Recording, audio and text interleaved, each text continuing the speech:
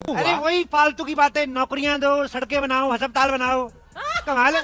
मतलब हमारी कंट्री में एक ही चीज की ग्रोथ हुई थी, महंगाई की, उसको भी बोलते कम करो। 100 नागरिक रहेंगे हमारे देश में, हाँ। वो भी अलग अलग धर्मों के, लेकिन अलग अलग धर्म के क्यों महाराज? क्योंकि एक ही धर्म के लोग इकट्ठा हो जाएं, राजा को पीट सकते हैं। अलग अलग धर्मों के लोग रखेंगे, एक दूसरे को पीटते रहेंगे, राजा से। मस्त प्लान है। देखो बीजेपी को टेस्ट मैच जीतना आता है, सीरीज जीतनी आती है, वर्ल्ड कप जीतना आता है। जुम करो। तो ये भूल जाओ कि टेस्ट मैच आखिरी पिच कैसी होगी, क्या होगी। बीजेपी का स्पिनर भी है, सब है। देखिए इतना यकीन तो उसको होता है जिसने एम्पायर मैनेज कर रखा हो।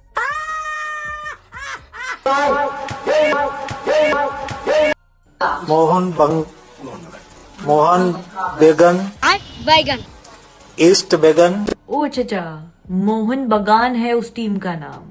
एशिया की ओल्डेस्ट फुटबॉल क्लब है।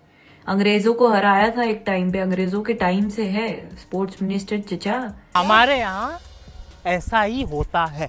मैं आपसे सीधे पूछता हूँ भाई, किसी और देश की पुलिस या इन्वेस्टिगेटिव एजेंसी अगर आपके यहाँ स्टूडियो पे आके रेड कर दे, आपको बुरा लगेगा कि नहीं लगेगा? वही हो रहा है, किसी को भी बुरा लगेगा। इंडिया की पुलिस जो है, बंगाल जो कि अलग कंट्री बन चुकी है, वहां पे जाके रेड करती है और आप कहते हैं कि ममता जी को बुरा ना लगे। ऐसा हो सकता है भाई? अलग स्टेट, अलग कंट्री, अलग देश है बंगाल, अलग देश बन चुका है।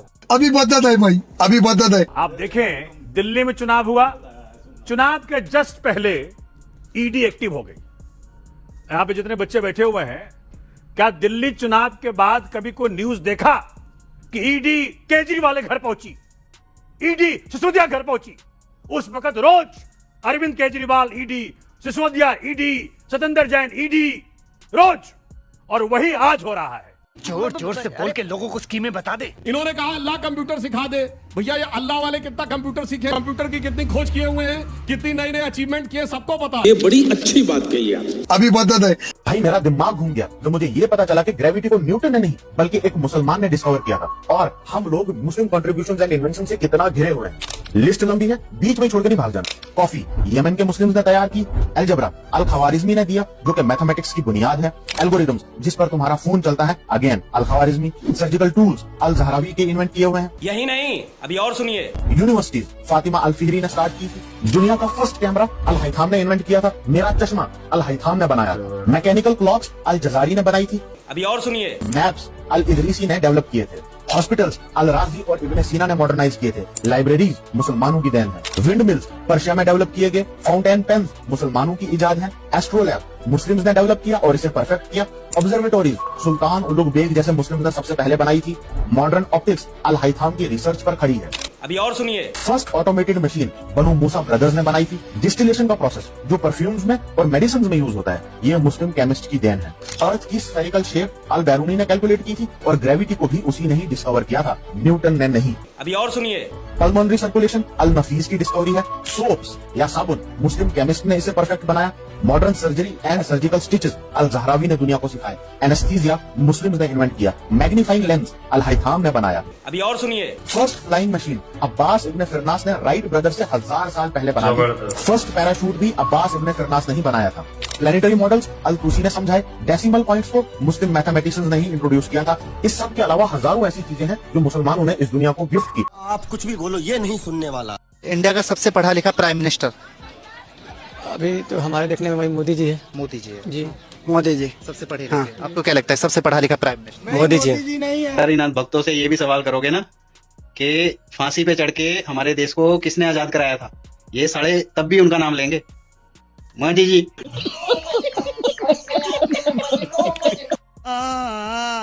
कैसे देख रहे हैं बताइए? पांडे जी पकड़े गए गौ तस्करी में, ठाकुर साहब पकड़े गए हैं तो गौ तस्करी में।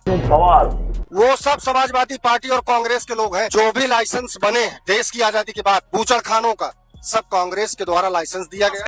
लेकिन एक सेकंड, भैया ओमान कौन गया था हलाला का वो लाने, सर्टिफिकेट हलाल का? ओमान कौन गया था? हमको नहीं पता। अब भाग क्यों रहे हैं? जवाब दीजिए ना, बताइए ना। ओमान कौन गया था हलाल का सर्टिफिकेट लेने के लिए? लेकिन ये खबर देखिए कि किस तरीके से भारत से बाहर जाकर ओमान में खुद प्रधानमंत्री नरेंद्र मोदी साइन कर रहे हैं कि हलाल सर्टिफिकेट को ओमान ने मंजूरी दे दी है। कट जाओगे, मिट जाओगे, हो जाएगा अंदर, फिर न मिलेगा दूसरी चीज, इन्होंने कहा कि वो समाजवादी और कांग्रेसी हैं, हो सकते हैं। आप इनसे हमारे निवेदन है कि अपने सरकार से तत्काल उनके घर बुलडोजर चलवाएं, तत्काल उनको सजा दिलाएं। इसकी गारंटी मैं नहीं दे सकता। चाहे वो घूंघट हो चाहे वो पर्दा हो, अगर खुदा को आपके मेरे चेहरे से इतनी दिक्कत थी तो वो हमारे चेहरे पर ही निकाब के साथ हमें पैदा करता है ना लड़कियों को। इंग्लिश की एक कहावत है, one drunk man is more intelligent then 3 women with PhDs. मैं इन दोनों आंटियों से बस इतना ही पूछना चाहूंगा, दीदी खुदा ने तो तुम्हें नंगा पैदा किया था, तो फिर ये कपड़े क्यों? कहते हैं कि आप पूरी मीडिया या मोदी जी की बहुत आप तारीफ करती है या सरकार की आलोचना नहीं करती। क्या बात करते हैं यार? मोदी जी ने 500 सालों से राम मंदिर के लिए संघर्ष किया गया, हजारों लोग मारे गए हैं राम जी के नाम पर। राम जी यहीं पैदा हुए।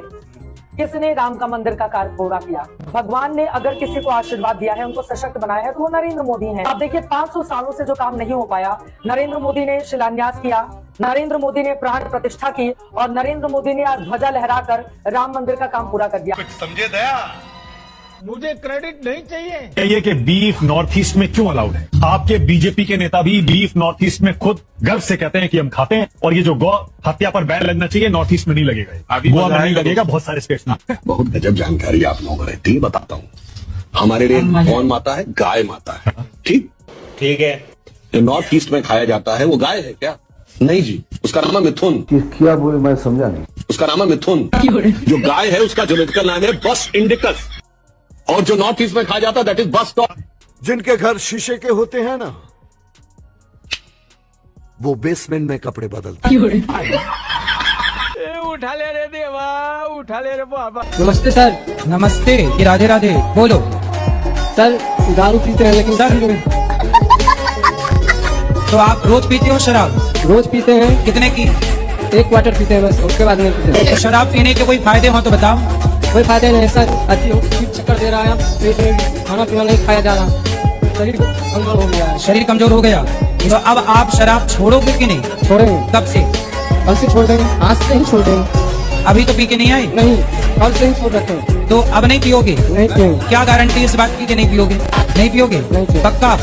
खाओ माँ कसम। माँ कसम। माँ जिंदा है? नहीं, मर गई।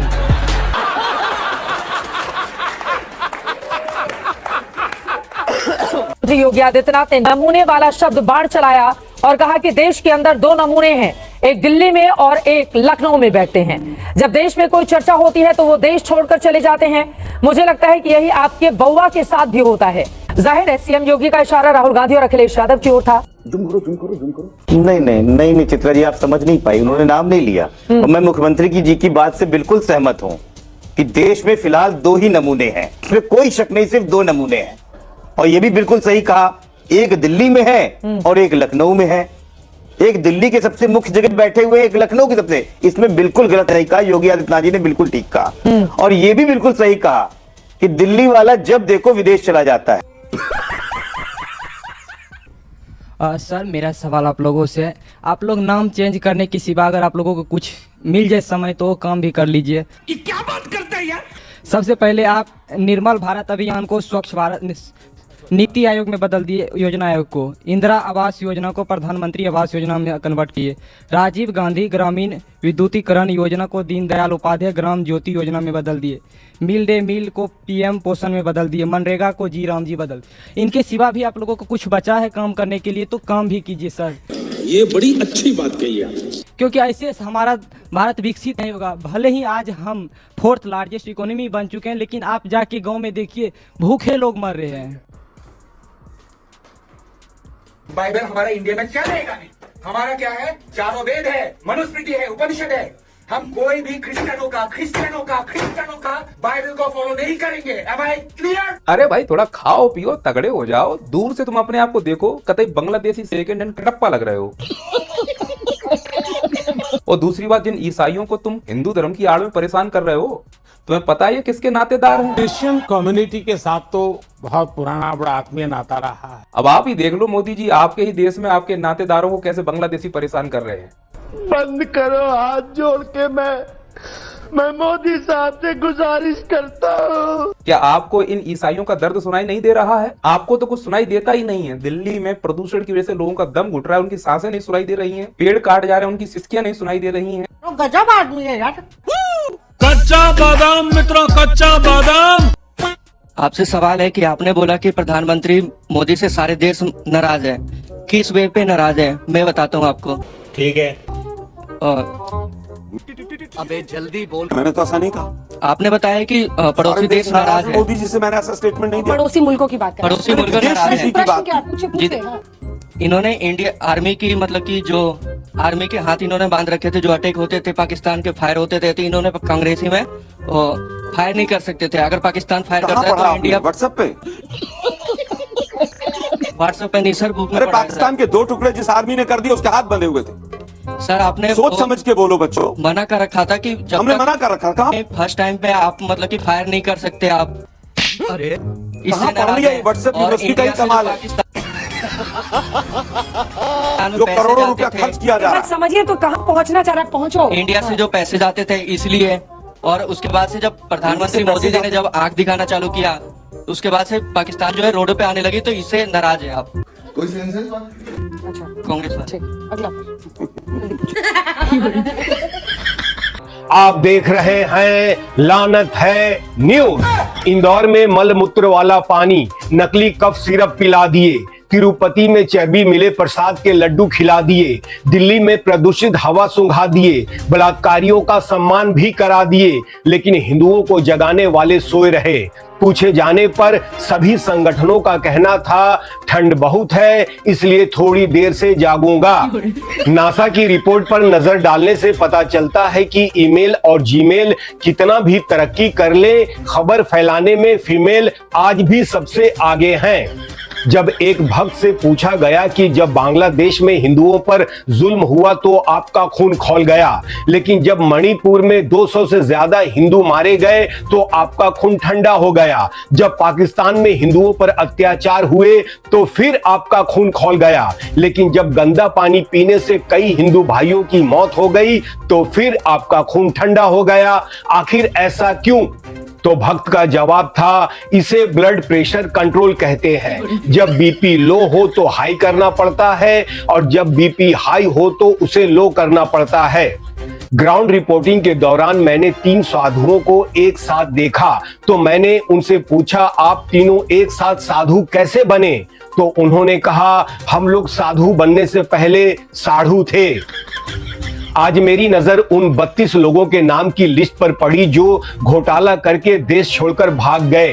ध्यान देने वाली बात यह है कि इसमें से एक भी मुस्लिम नहीं है। इससे ये साफ हो जाता है कि देश को खतरा सिर्फ मुसलमानों से ही है। अमेरिका के एक मंत्री ने एक्स पर लिखा कि इंडिया में स्मार्ट मीटर की नहीं, स्मार्ट स्कूल, स्मार्ट शिक्षा, स्मार्ट टीचर की जरूरत है। दूसरे दिन हम लोगों ने वैष्णो देवी मेडिकल कॉलेज को ही बंद करवा दिया। अंत में आज का ज्ञान। कनाडा में युवा सरकार चलाते हैं और बूढ़े को पेंशन देते हैं।